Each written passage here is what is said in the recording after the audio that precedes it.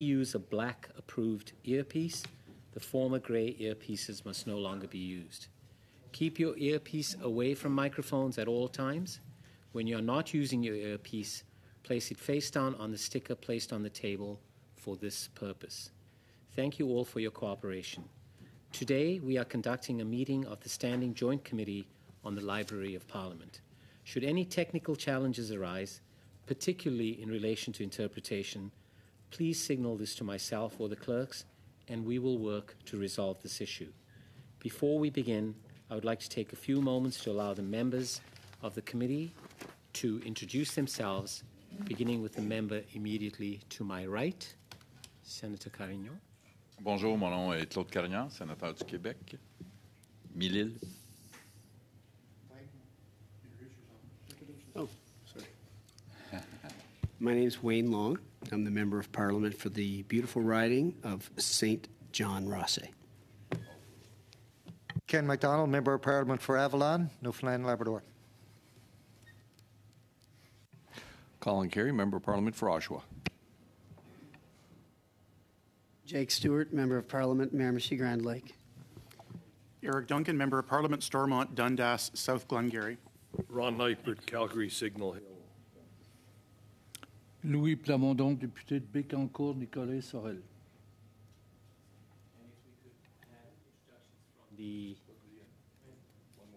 Sorry, I didn't see you there. My apologies. Leah Gazan, Member of Parliament for Winnipeg Centre. Welcome.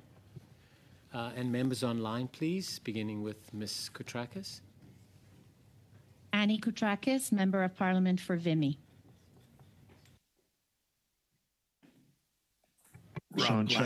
Rob Black, Senator from Ontario. If I may, Raymond Saint-Germain from Quebec. I cannot connect with my camera on. I'm sorry about this. Terry Sheehan from the Sioux. Welcome. Sean Chen, Member of Parliament for Scarborough North. And Michelle, have you introduced yourself yet? No, Michelle Odette, sénatrice, Webster sound problem, so I'll listen carefully. Merci. Thank you. Welcome all. Bonjour à tous. Les 5 et 6 juin 2024, la Chambre des communes et le Sénat ont chacun déposé un certificat.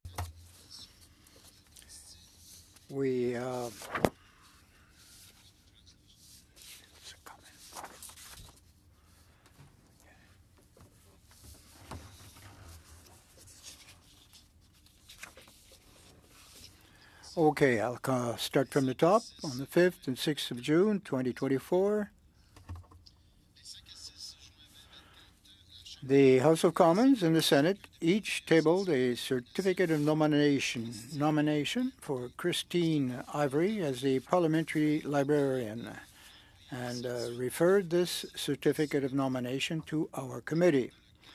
Today, under this mandate, the committee will be hearing from Ms. Christine Ivory, nominee for the position of Parliamentary Library. On behalf of the members of the committee, I thank you for being here today, and I understand that you will be delivering some opening remarks. Following your presentation, members of the committee will have some questions for you. You have the floor, Ms. Ivory, and thank you for being here today.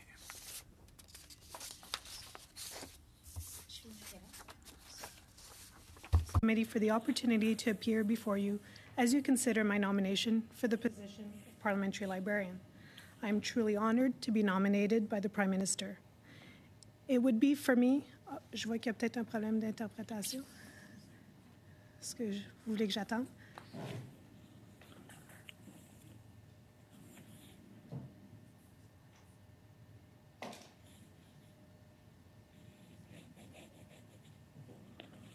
C'est bon? It would be for me a culmination of nearly 25-year career dedicated to the advancement of parliamentary democracy. Au début de ma carrière, Early in my career, I worked internationally to promote good governance and democratic reform. This experience gave me a unique perspective and appreciation for the role of parliamentary librarian. I've worked in countries where heritage and libraries have been totally destroyed. I've also supported many legislatures that had no access to research and information services. So I do understand the privilege, but also the accountability that comes with the position for which you're considering me. Since 2018, I've been an executive with the Library of Parliament and currently ADM, Assistant Deputy Minister, responsible for the collections at the Library and Archives Canada. At LAC, my team of nearly 700 employees preserves and makes accessible to Canadians one of the most largest collections of published heritage and materials in the world. In my 15 years at the Library of Parliament, I've been extremely fortunate to work all the sectors and a variety of roles of parliamentarians, including working on educational programs in the Teachers Forum in Quebec, as an analyst for the Joint Committee, and I've traveled with your Joint Committee responsible for the analysis of the various associations and the collections of involved. I believe that the diversity and versatility of my experience gives me a depth of understanding, expertise, and networking in Parliament that would serve me well at the head of this organization. Furthermore, I've had the honor of working under the leadership of 3 parliamentary librarians, learning from each and benefiting from their different approaches and visions. This is an experience that will help me. I also have a strong appreciation for the environment in which the library operates under the aegis of the 2 presidents and the support of the committee. A mandate is to serve all parliamentarians in a partisan context in which our services must be neutral, nonpartisan, and always insightful. Knowing that your needs as senators and members of parliament are not uniform and do require personalized service. Strong democracies are built on equal access to knowledge and information. And in this era of mounting disinformation and misinformation, the role and mandate of the library to provide impartial, relevant, and trustworthy services to parliamentarians has never been more vital. My professional experience has prepared me well to lead the organization through these rapidly evolving times to meet your needs. My vision for the library is to continue the strong work of Dr. Lank and her team to adapt to new challenges, such as the rise and complexity of policy issues, the changes in how society absorbs and digests information, and the rapidly evolving technological environment, including AI. This requires vision, innovation, and a commitment to equip our employees with the tools and data they need to rapidly analyze and synthesize vast amounts of information into comprehensive yet succinct products for you. The library is a service organization at heart. Our primary focus must be to continually improve. Oui. Pardon, madame. Continuez. Okay. Our primary focus must be to continually improve and customize our products to provide high-quality service to parliamentarians from all parties in both houses. Balancing the various roles of the library presents both challenges and opportunities. While maintaining its historical role as a memory institution, it must also transform, both as a knowledge organization and a public-facing destination. The opening of the Parliamentary Welcome Centre provides a unique opportunity for the library to work with you and parliamentary partners to usher in a new era of citizen programming at Parliament. Given current public distrust in public institutions, the reopening of Centre Block offers the chance to rethink and alter the visitor experience into a visitor engagement experience, where the people of Canada and all visitors can learn about Parliament, but also participate, connect, and be part of Canadian democracy. Achieving this will require extensive consultations with you, partners, and diverse groups to implement a bold and long-term vision. La représentation et la réconciliation. Representation and reconciliation will be 2 of my top priorities in this role. The exceptional employees are the library's greatest strength, and I will closely with the management team to attract and retain a diverse workforce that is representative of Parliament and the country. We also need to ensure that our collections, our research products, and all programs better reflect the perspectives of Aboriginal Indigenous people, as well as the marginalized and equality-seeking communities. Focused on client service, whether to you as parliamentarians or members of the public. To provide excellence, we must constantly consult, seek feedback, and test assumptions to ensure our services meet or exceed expectations. And in an era of fiscal constraint or restraint, I want to make sure we are focused on the right priorities and assigning resources to services that are in demand and high value to you as parliamentarians. It is for this reason that, should I be appointed, I would welcome the opportunity to appear regularly before this joint committee to brief you on the plans, priorities, and results of the organization, and to consult with you on new initiatives to ensure that they meet the needs of both houses. I look forward to your questions. Merci beaucoup pour l'opportunité. Merci beaucoup, Madame. Thank you very much, Ms. Ivory. We're going to move to questions, and I will ask the committee members how to proceed. In questioning, Mrs. Ivory. By name, you just lift up your hand and we'll call you. Poser une question, puis vous donnez la parole à celui qui veut poser des questions. Well, I'll ask a question, and then I'll give the floor to whoever would like to ask the next question. Okay, we'll begin with Madame Saint-Germain. Good morning, parliamentary colleagues. Welcome to our candidate. You've already answered my first question, which dealt with the link that you have with this joint committee, which hasn't met except for once in order to establish the joint committee. So I'm very happy that you're going to be consulting us on a regular basis.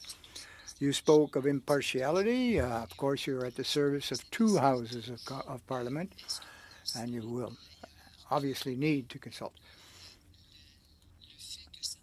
Have you noted that perhaps, although they are partisan groups involved, this should not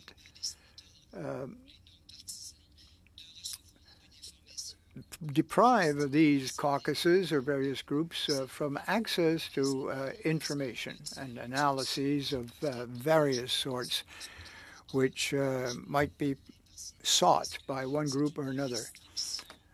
What's your thoughts on this notion of impartiality? Do you think it's a hindrance or a help? Thank you very much for your question, Madam Senator. The values of the library must be neutral, impartial, and when we talk of analyses, we also have to have access to a certain categories of information and personalness, and forces us by definition to exert information on both sides of various issues. And information can serve to all the different groups in Parliament. These in-depth analyses reflect all the factors to be concerned and to be examined, and perhaps may lead to some recommendations. We tried our very best to offer a balance in these analyses in order to ensure that we are being impartial. Thank you. I'll give the opportunity to my colleagues to ask questions. Thank you, Mrs. Ivory. And now we'll move to our next intervener. Yes, that would be me. Well, along the same lines of thought as Senator Saint-Germain, 55 employees under your ambit, and a fairly significant budget as well. I think perhaps we have to ensure the accountability of this position. Now, I'd like to hear you speak further on how you see the role of our committee and the significance of having more frequent and regular meetings with the committee, because this might correct a certain gap which existed in the past. Well, thank you, Mr. Senator. We understand that the position under the legislation is to, of course, assist our political masters in the accountability for the function of the library. The Library of Parliament has always been readily accessible to all members of Parliament. And if I gain this appointment, I will do my very best to appear before the committee whenever called. And the ability to accept the results, I'm quite prepared, in fact, to meet with the committee before we release our annual report, for example. And another benefit, of course, to be able to appear before you. The library has a very unique responsibility of supporting both houses of Parliament, and therefore presenting myself before a joint committee of the two houses will allow me to keep my fingers on the pulse of what's going on, not only to assure accountability, but also to seek out opportunities for research. And it's an opportunity to consult with members and senators in an adequate fashion. Historically, whenever we had launched or initiated a survey, for example, people are very busy, and we often get some results, but perhaps we could approach you and see what subjects are of greater interest to you and get our proper response rate. Supplementary question, please. How do you see that, the duality between the House and the Senate, for example, and the sharing of the resources?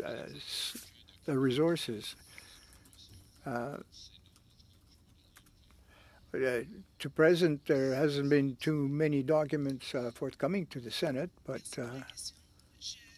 well, thank you. We try to be as equitable as possible as to the division of the resources we allot and allocate on an even basis, House and Senate, and parliamentary associations as well are included in that. Now, vis-a-vis the public, we try to provide publications to the public that are also equitable, whether it deals with the Senate or with the other chamber. Historically, we have developed content for both houses, both chambers. And we always consult before the publications ever go out to the public. Thank you, Ms. Ivory. We have 15 minutes before we're going in camera. So please keep your questions as efficient as possible. Good afternoon, Ms. Ivory, and thank you for coming. And good afternoon to my colleagues. You touched during your presentation about the phenomenon, if you will, of misinformation versus disinformation. And, you know, misinformation obviously is you just got it wrong or somebody gave you wrong information. But disinformation is deliberate in its attempt technically to do harm. So I think we all understand across all parties that it is a threat. It is a threat to our democracy. So I just wanted to get in your view what you think the repercussions of this phenomenon are and what you can do with the Library of Parliament to, you know, prevent that from happening. Thank you, and good morning or good afternoon. Thank you for your question. I think I was looking back on presentations I've made about the services of the library over the years, and this wasn't a topic 5 years ago and there's been such an evolution in the challenge with disinformation, deep fakes, and it's something that we all have to contend with. I think for the Library of Parliament, Google can be our biggest competition. Your employees, your staff can easily look up information, and that's where the complexity and the dangers can be. And so I think the value added of the Library of Parliament is the work that our analysts do to really vet information. It's a challenge to go through all of that information, but we have people who are highly trained to look at information and find trustworthy sources. And I think that's where we can make a difference to your work. Senator Black.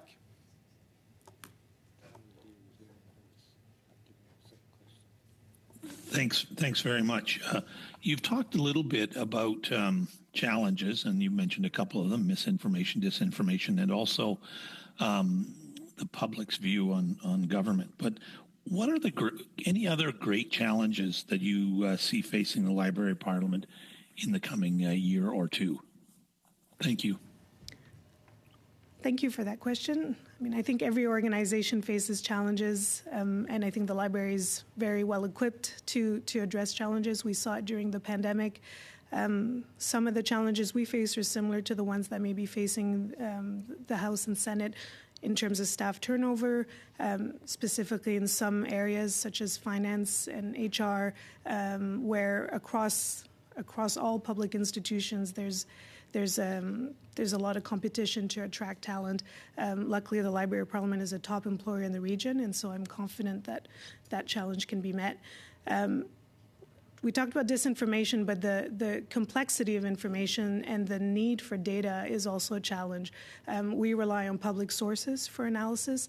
We have to constantly evolve our collection to have access to the latest data, and that creates challenges to be on top of that and to have the resources to do this, to equip our analysts and our librarians and researchers to do that work.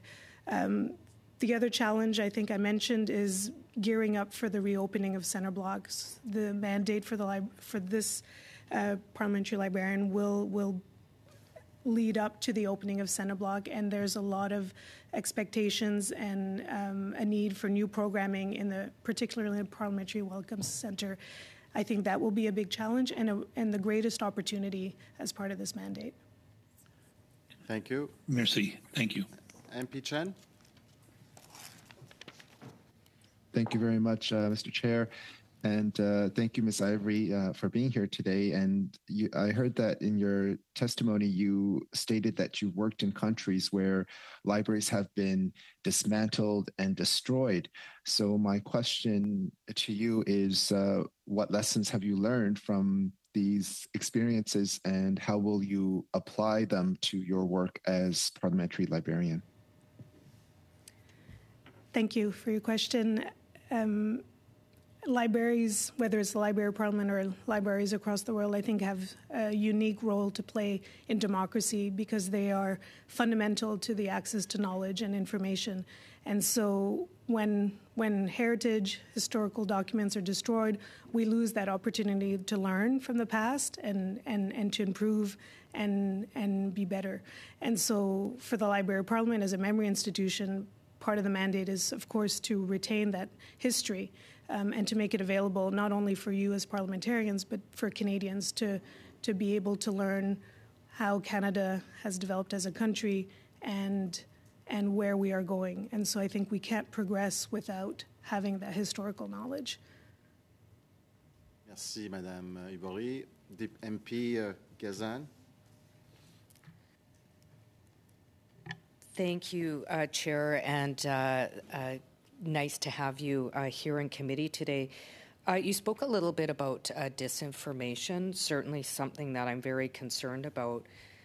You also spoke about political impartiality, and I'm wondering where political impartiality might conflict with intellectual integrity, especially with a rise of alternative media sources, I would say, that often report disinformation or even research on things like residential school denialism. What kind of peer review process do you have at the Library of Parliament to ensure a protection of research and fact in the Parliament, Library of Parliament?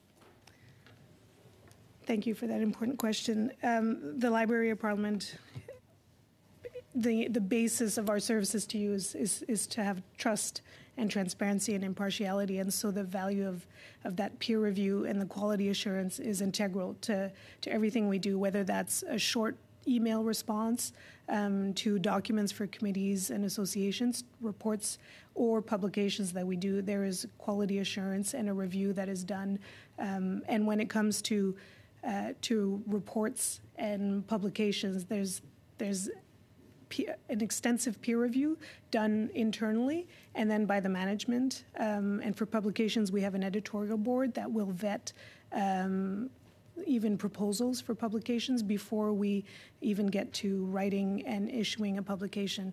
And at times on very technical issues, and I think the more we go into the complexity of issues, we do seek out peer review from external research organizations, scholars, as required. Merci, Madame Ivory. Député Plamondon. Thank you very much, Ms. Ivory. Mr. Plamondon. Thank you, Chair, and congratulations on your nomination. And with the extensive experience that you have, I have no doubt that you will be an excellent parliamentary librarian. My colleague, Mr. Carignan, Senator Carignan, has talked about the work of this committee. Now, of course, it's not your role to tell us what to do, but to offer to help us from time to time. Historically, anecdotal perhaps, on the 4th of September, I will have been here as an MP, first of all, and there were some years we've done international conferences with the British Parliament, the one also from France, how they proceed in their work, operational processes to cooperate with their elected representatives, particularly on the issue of the transformation into the digital world. Now, how do they proceed to defend themselves from misinformation or disinformation, which could lead us to ask to yourself and your team to perhaps consider certain items that we've learned from abroad, certain processes. For example, we used to do some of these meetings by video, not too expensive and very efficient. Sometimes we'd go on for weeks. We'd meet weekly for months at a time. So I hope that the collaboration with the director will assist us in advancing or progressing in the issues that we're trying to establish, that we deal with the themes that we want to deal with, and of course assist us in helping us determine what process would be the most adequate. Is that how you see your role? Yes, exactly. My vision for the library is to cooperate as closely as possible with other legislatures or partners internationally as well. We are not alone in this world to adapt to new technologies and new phenomena such as misinformation, disinformation, and outright false news. So the library already has established a number of partnerships, whether it's with France or the UK, and we'd be quite prepared to support your joint committee here, perhaps invite certain colleagues of our colleagues to your meetings or called as witnesses. Unity gives you strength, so we're always better working together. Thank you. MP Long. Heather Lank, when she was interviewed here in June of 2018, reiterated how important it was for the library services to obviously meet parliamentarians' needs. So I'm just going to read her quote.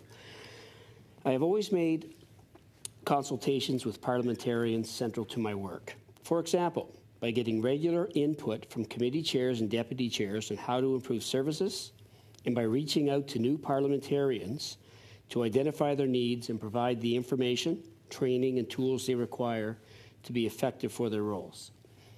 If I'm confirmed as a parliamentary librarian, I would look forward to working with you and both speakers to ensure that the needs of all parliamentarians are well understood and met. So my question to you, Ms. Ivory, is how, if at all, are you looking to enhance user feedback on the library services? Thank you.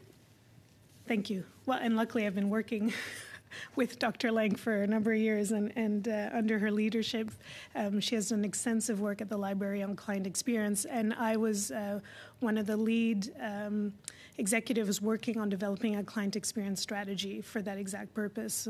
And if I were to be appointed, be curious to see in the last year how much has evolved in that field for the library. I think there's been some great advances in how we consult.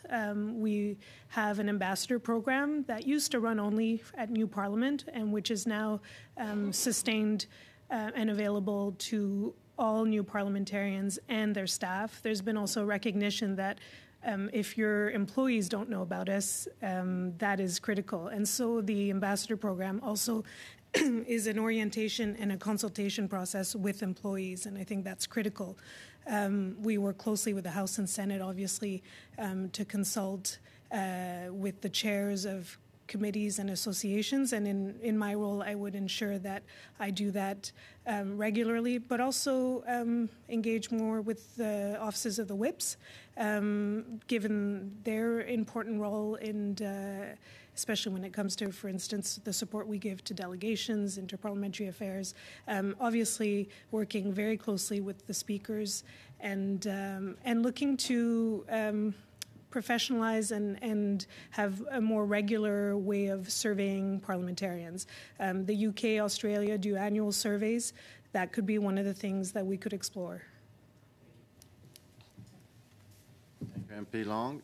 I'd have a question for you. You had mentioned previously a few times with the opening of Parliament. When do you anticipate that to be? That's probably the multi-million-dollar question. I've been away from the LTVP program for a year now, so I don't know if that deadline has changed. I would have to defer to my colleagues who are working and to PSPC. We thought you had some inner I know, inner news, unfortunately, so, no insider knowledge.